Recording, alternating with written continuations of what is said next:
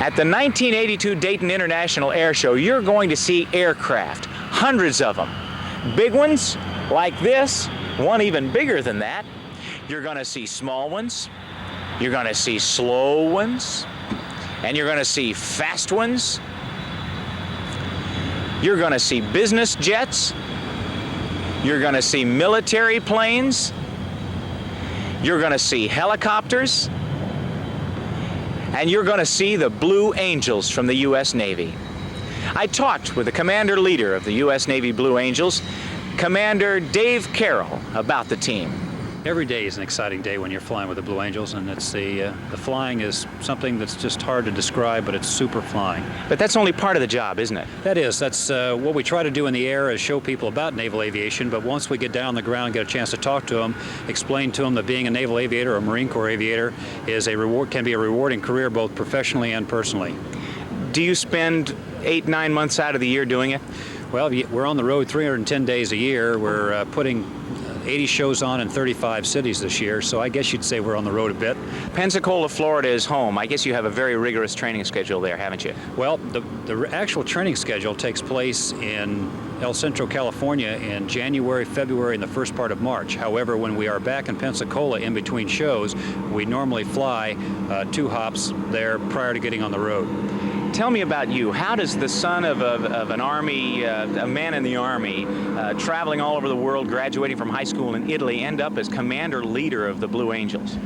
A lot of luck, would be the best way to put it. I applied for the job and was lucky enough to be accepted. Always wanted to be a naval aviator, and after I got my wings and saw the Blue Angels performed, I thought that would be a super job to try for, and like I said, I was just lucky enough to be accepted. That was really your hot button, wasn't it? Oh, you bet.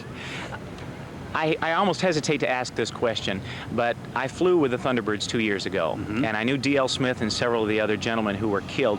What does that do to your team? Because, you know, those guys were your friends. You knew them, right? Absolutely. We knew we knew D.L., we knew Boss Lowry, who was the boss after D.L., and we know them all very closely, and it's just like losing a member of your family.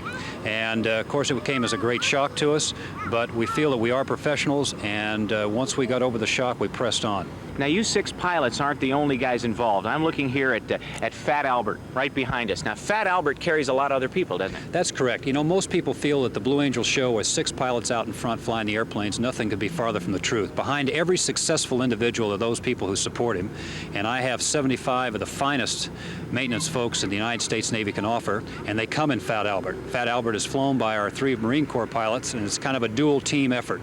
And these people are just as fine-honed in their business as you would see in any race crew, pit crew that you might see at the Indianapolis 500, and they're capable of taking an airplane apart and putting it back together and fixing it in the overnight. And if it wasn't for them, the Blue Angels wouldn't be where they are today.